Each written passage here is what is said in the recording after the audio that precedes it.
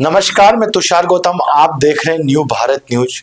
अभी कुछ आपने विजुअल्स देखे हैं कि प्रयागराज महाकुंभ किस तरह से जबरदस्त भव्य महाकुंभ हो रहा है। भारत नहीं, पूरी दुनिया के अंदर एक विषय, चर्चा का विषय बन चुका है महाकुंभ 2025। जिस तरह से सरकार ने इंतजाम किए हैं, महाकुंभ 144 साल बाद जो विशेष योग बैठा है, ऐसे आने में 12 साल बाद, 4 साल बाद अर्ध कुंभ आता है। 12 साल बाद कुंभ आया है, लेकिन 144 साल बाद कोई विशेष राशि का एक योग बना है। हर 144 साल बाद ये योग आता है।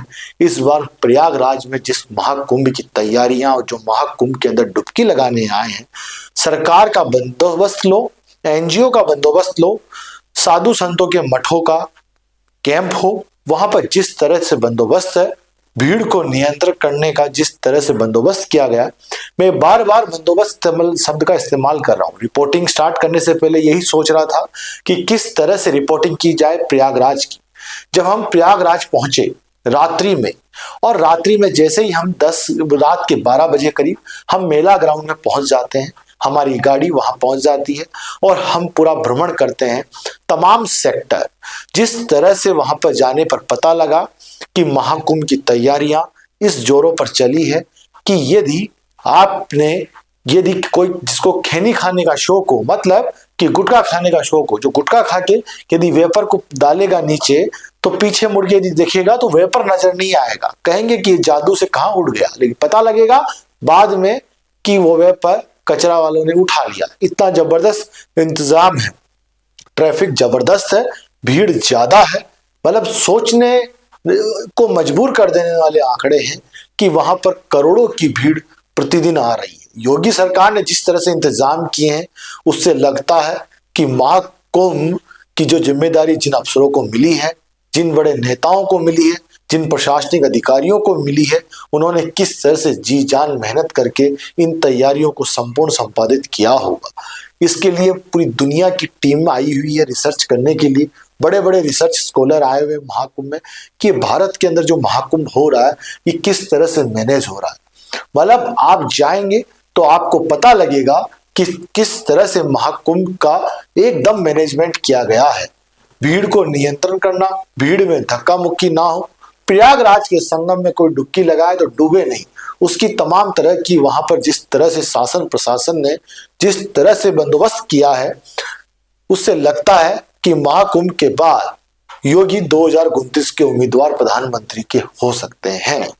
क्योंकि पूरी दुनिया में एक मैसेज जा रहा है कि मुख्यमंत्री आदित्यनाथ योगी ने जिस तरह से कमान संभाली है, जिस तरह से 1 साल की तैयारियां करी है और वो संपादित हो रही है और जमीनी धरातल पर देखने को मिल रही है कि आपको भीड़ को कैसे नियंत्रण किया जा रहा है, वहां पर साधु संतों के कैंप में खाने पीने की कैसी व्यवस्थाएं की जा रही है, भगदड़ ना मचे उसके लिए किस तरह की व्यवस्थाएं हो रही है, कोई घूमे नहीं, कोई डुले नहीं, उसके लिए तमाम तरह के वहां बंदोबस्त किए गए हैं।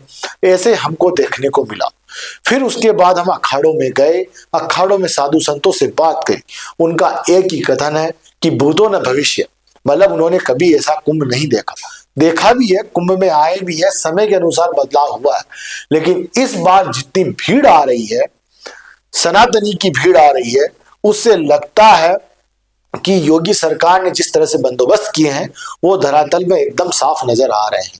आप प्रयागराज जाइएगा, भीड़ बन के जाइएगा, भीड़ में शामिल होइए, क्योंकि भीड़ पूरी सनातनी भीड़ है। योगी आदित्यनाथ हर दिन में 4 बार मॉनिटरिंग कर रहे हैं प्रयागराज महाकुंभ की, और हर हफ्ते में 2 बार वो महाकुंभ प्रयागराज पहुंच रहे हैं।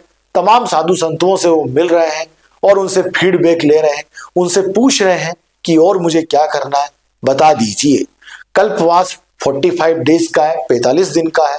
45 दिन की जिस तरह से तैयारियां की है कि उसे लगता है कि साधु संत एक होकर, एक राय होकर शायद योगी आदित्यनाथ को 2029 का प्रधानमंत्री का उम्मीदवार घोषित करवा देंगे। नागपुर से भी चर्चा होने लगी है कि जिस तरह से आदित्यनाथ योगी ने वहां पर बंदोबस्त किया है, मैनेजमेंट किया है, साधु संतों को प्रसन्न किया है, इससे लगता है कि 2029 में मोदी को चुनौती मिलने वाली है।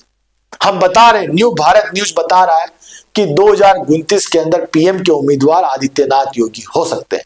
कोई शंका नहीं है इसके अंदर, क्योंकि जिस तरह से 45 करोड़ की भीड़ का आने का अनुमान है, 45 करोड़ लोग आने की उम्मीद है, उससे लगता है कहीं उससे ज्यादा ही आएंगे, क्योंकि मौनी अमावस्या 29 तारीख को है और इंतजाम ऐसे किए गए हैं कि 10 से 12 करोड़ लोग आ सकते हैं उस दिन। उसके इंतजाम के लिए शासन प्रशासन ने जिस तरह से बंदोबस्त किया चप्पे चप्पे पर, उससे लगता है 2029 दूर नहीं है, दिल्ली दूर नहीं आदित्यनाथ योगी के लिए। सब जगह चर्चाओं का विषय बन चुका है। राष्ट्रीय अंतर्राष्ट्रीय अखबार टीवी चैनल्स बताने लगे हैं कि महाकुंभ में किस तरह से एक मैनेजमेंट देखने को मिल रहा है। इकोसिस्टम भी वहां है, प्लास्टिक फ्री सिटी बनाई गई है प्रयागराज को। वहां पर प्रयागराज में डुबकी लगाने के लिए जिस तरह से जेटी लगाया गया है, नाव का बंदोबस्त किया गया है, टेंट में कपड़े बदलने का टेंट लगाया गया है, खाने पीने का बंदोबस्त किया है, एक जगह से दूसरे जगह ले जाने के लिए शटल की व्यवस्था की है, कि इससे पूरी दुनिया, अंतर्राष्ट्रीय मीडिया बता रहा है कि पूरी दुनिया के अंदर ऐसा इवेंट हमने कभी नहीं देखा। अंतर्राष्ट्रीय अखबार और टीवी चैनल तारीफ करने लगे योगी आदित्यनाथ की। जिस तरह से प्रयागराज महाकुंभ को सफल बनाने के लिए उनकी टीम ने काम किया, वो धरातल पर नजर आ रही है। डोनाल्ड ट्रंप ने भी तारीफ करी है ट्विटर के माध्यम से। एप्पल के को फाउंडर सीईओ की पत्नी भी आई, वो भी तारीफ करके गई। भारत के सनातनी महामंडलेश्वर पीठाधीश्वर सब तारीफ कर रहे हैं, कह रहे हैं भूतो न भविष्य।